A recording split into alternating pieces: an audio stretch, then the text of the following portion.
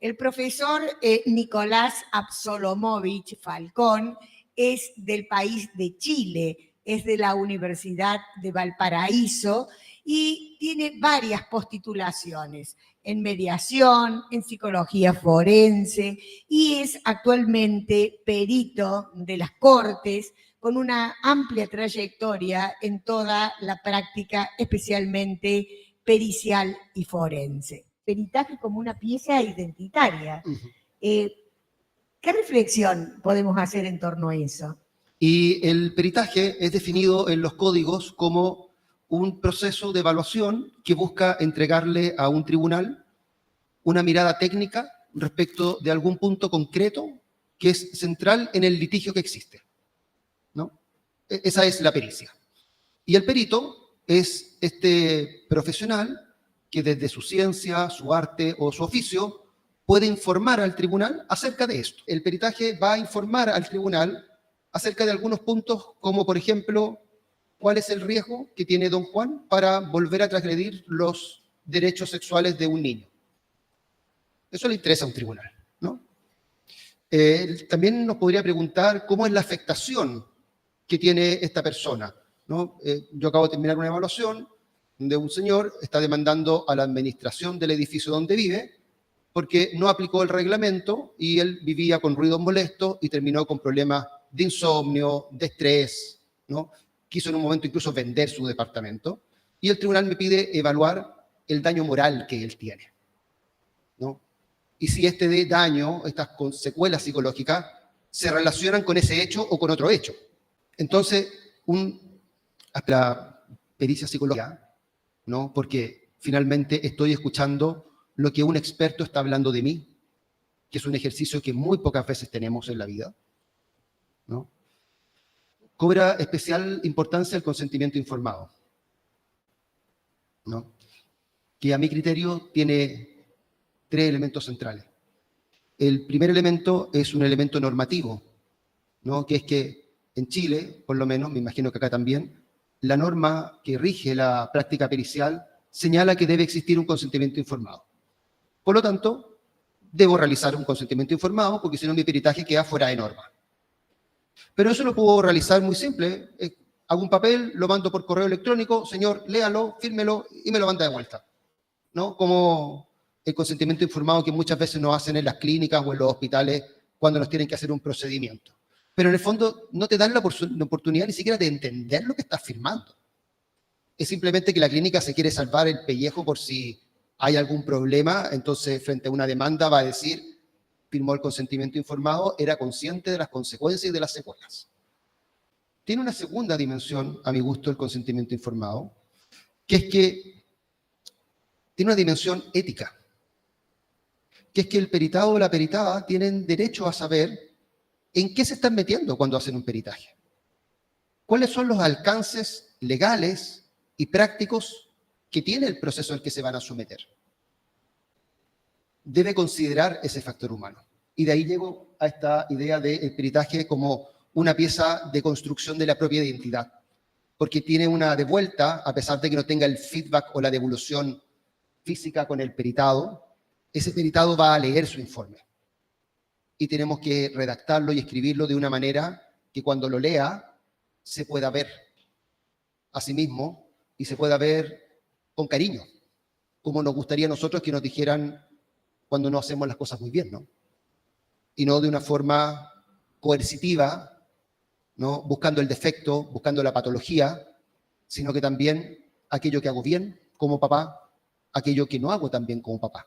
Cuando evaluamos niños, ¿no? Los niños tienen el concepto de autoridad del colegio y al profesor no se le puede corregir, pero a veces los peritos nos equivocamos al hacer preguntas. Las planteamos mal, nos equivocamos en los nombres, nos podemos equivocar en las fechas. Entonces, que tenemos que decir a las personas que si nos equivocamos en un nombre, en una fecha, o que cuando le explicamos lo que hemos entendido, se dan cuenta que no los hemos entendido bien, que no solamente pueden corregirnos, sino que además deben corregirnos, porque si no vamos a llegar a conclusiones completamente erróneas. Entonces, cuando evaluamos en el foro familia, estamos evaluando personas que generalmente están en ese contexto y además en posiciones bastante irreconciliables. y que han pasado por una serie de etapas implícitas que las personas tenemos para resolver nuestras diferencias. La primera instancia es la familia, ¿no? Aparecen los papás, las mamás de nosotros, nuestros tíos, nuestros padrinos, y nos tratan de hacer entrar en razón. Desde cosas tan cliché como piensa en los niños, o cómo lo vas a hacer si te vas de la casa, hasta conversaciones más profundas de, hijo, lo que estás haciendo no está bien. Busca ayuda. Cuando eso no funciona, aparecen generalmente los profesores de colegio que llaman a reunión al papá o a la mamá y les dicen, papitos, ¿qué está pasando en la casa? Porque Juanita cuenta que en la casa pelean mucho. Y del colegio los mandan a un psicólogo, a una psicóloga, a orientación, a una escuela para padres. Pero eso tampoco funcionó. Entonces aparecen las terapias individuales. Y a veces las personas entienden que lo que el terapeuta les dijo es que en realidad la culpa es del otro y que el terapeuta les dijo que su marido tiene un trastorno narcisista de personalidad. Y después yo, haciendo el peritaje, hablo con el terapeuta y me dice, pero ¿cómo le voy a decir eso si no conozco al caballero? Sin embargo, la señora está convencida de que su psicóloga le dijo que el marido tiene un trastorno narcisista de personalidad. Y llega hasta con bibliografía, ¿no? De qué es el narcisismo y cuáles son las consecuencias del narcisismo en la vida familiar, ¿no? Y dicen, ¿ves? Las tiene todas. Entonces, estamos evaluando en este ambiente adversarial, ¿no? Entonces, ¿qué va a pasar cuando el tribunal le diga, señor, usted no tiene razón con la medida de protección que puso en contra de la mamá, sino que además se abre una causa por violencia intrafamiliar porque se considera que esa denuncia proteccional que el papá puso a favor de su hijo en contra de la mamá, en realidad es violencia vicaria?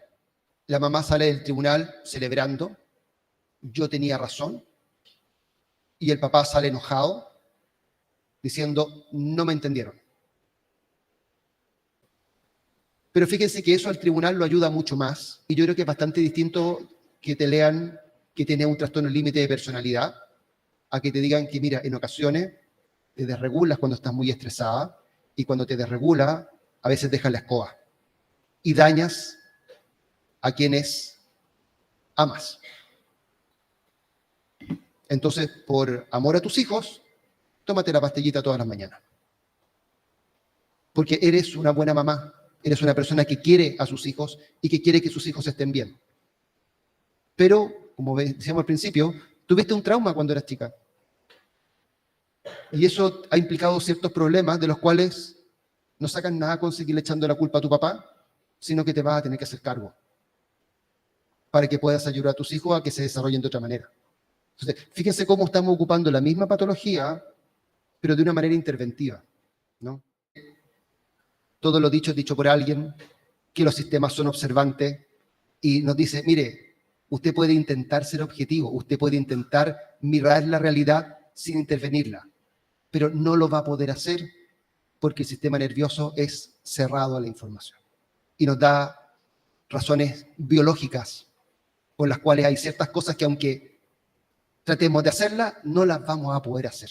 ¿Esto qué significa? Que si hacemos una visita domiciliaria, tenemos que salirnos de la vieja escuela en donde la trabajadora social, el trabajador social, llega de sorpresa para conocer la realidad del hogar. Entonces llega un día martes a las 9:30 de la mañana, ¿no? Con la señora en pijama, haciendo aseo, la casa patas para arriba, todo desparramado, la guagua llorando, con los mocos colgando, con el pañal pasado, y la trabajadora social dice, la casa es un caos. Y otro trabajador social se contacta con la señora y le dice, señora Juanita, ¿en qué horario le acomoda que yo la visite? Cualquier día como a las 7 de la tarde, porque a esa hora los niños ya están comidos y estoy en el proceso de ponerles pijama. Y llega a las 7 de la tarde y se encuentra con un hogar funcional, con los niños comidos, tranquilos, con las narices limpias, la señora vestida, ¿no? La casa con el aseo hecho, la mesa de la once o de la cena puesta. Y dicen, sí, pero eso es mentira, porque ella se preparó para eso, ¿no? Bueno, cuando nosotros vamos al médico, nos lavamos los pies y no nos vamos a correr la maratón y después vamos, ¿no? No nos vamos a comer un ceviche y después vamos al dentista. nos lavamos los dientes y después vamos al dentista, ¿no? Pero el dentista quiere conocer la realidad de nuestra higiene bucal, po. Pero entonces eso significa entonces que vamos a llegar, disculpen, ¿no? Pero eso significa que vamos a llegar con los pedazos de carne entre los dientes, con la ramita de perejil en no sé a dónde. No, no. Entonces, en estas conversaciones que yo le decía que tenía con Esteban, Esteban me decía, pero es que si la mamá puede organizarse cuando tú le avisas y logra tener su casa ordenadita y organizada, eso quiere decir que puede hacerlo. Entonces la pregunta es otra, es ¿por qué no siempre lo hace? Entonces, el peritaje orienta la intervención, que es que tenemos que trabajar con esta mujer para que ella aprenda a organizarse, porque cuando ella aprende a organizarse, estos son los resultados que tiene. Pero si no aprende a organizarse y vive en el caos, esta es la realidad que tiene. Entonces, no es que la mujer no pueda.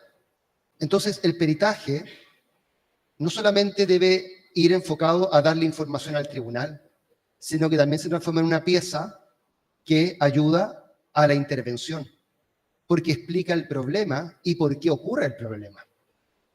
Por lo tanto, el encargado de hacer la intervención no tiene que volver a hacer un diagnóstico y la persona no tiene que volver a pasar por toda la fase evaluativa. Entonces, ahorramos tiempo, ahorramos dinero y ahorramos revictimización. Pero eso implica que las redes deben conectarse. El interés superior de los niños, niñas y adolescentes, que en muchas ocasiones quedan absolutamente invisibilizados en el sistema judicial, aun cuando la Convención de Derechos del Niño, a la que entiendo que Argentina también está suscrito, al igual que Chile, establece que los niños, niñas y adolescentes son sujetos y no objetos de derecho, y que por lo tanto tienen derecho a opinar, tienen derecho a ser escuchados, pero también tienen derecho a ser tratados como niños.